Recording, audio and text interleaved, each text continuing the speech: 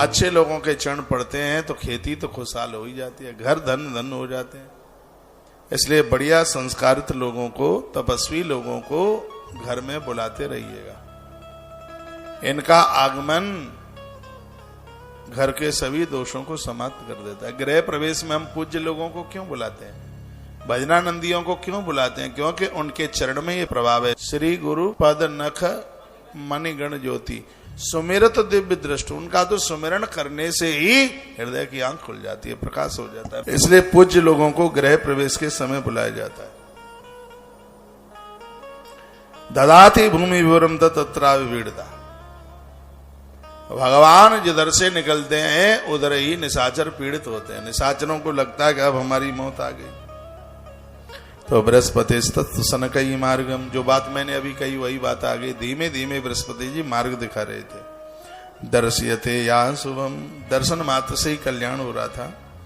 तथा क्रीड़ा विनोदार्थ मति जांगतो भवेत, आपस में क्रीड़ा कर रहे हैं, चल रहे हैं आगे। तथा शेषो महानागो निसत्यासुर सातलम सायायम कल्पयामास देवदेवम चक्रणः। लिखा है क्रीड़ा पूर्वक मनोरंजन करते हुए अत्यंत धीमे धीमे चलने लगे। उसके बाद महानाग शेष रसातल से ऊपर आकर देवदेव चक्रधारी भगवान की सहायता करने लगे। देखो धूप ज्यादा पड़ रही थी, गर्मी इतनी ज्यादा थी कि धरती फाड़ के शेष भगवान एक रूप से निकले आए और भगवान के ऊपर अपने फण का छाता लगा दिया। ये कथा भागवत में भी है लेकिन उतना विस्तार नहीं है। भगवान शेष नारायण अपना फण फैलाकर बामन देव के सिर के ऊपर छतरी लगा लगा के चल रहे थे कि कहूं घाम ना लग जाए, कहूं धूप ना लग जाए। तो तद्दापि च विख्यात हरवेलास्तस्तमुत्तमम् तस्य संदर्शनादेव नागेभ्यो न भयम भवेत। क्या सुंदर बात कही है, अब सुन लीजिए। जिनके घर में सांप ज्यादा निकलते हैं तो ऐसे भगवान बामन की तस्वीर, जिनको शेष ने पीछे से ऐसे छाता लगा रखा है, वो मिल जाती है वो तस्वीर। इस तस्वीर को जो अपने घर में रखते हैं, तस् संदर्शनादेव नागेभ्यो न भयम भवेत, उसके घर में सांपों का भय नहीं रहता, सर्प भय नहीं रहता।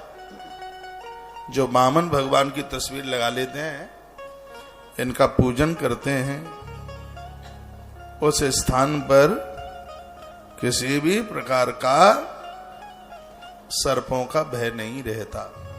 इसी पुराण में लिखा है, और तो हमने कहूं पढ़ो ना, तस् समदर्शना देवा नागेभ्यो न भयम भवेत। इस तस्वीर का सकल का दर्शन करने से, जो इस कथा को सुनेंगे सुनाएंगे, बामन भगवान की तस्वीर अपने घर में लगाएंगे, उस जगह पर सांपों का कोई भी भय नहीं रहेगा। तो शेष नाग जब छतरी लगा रहे थे ऊपर, भगवान बामन अति प्रसन्न हो गए। तो भगवान ने कहा था कुछ मांगोगे?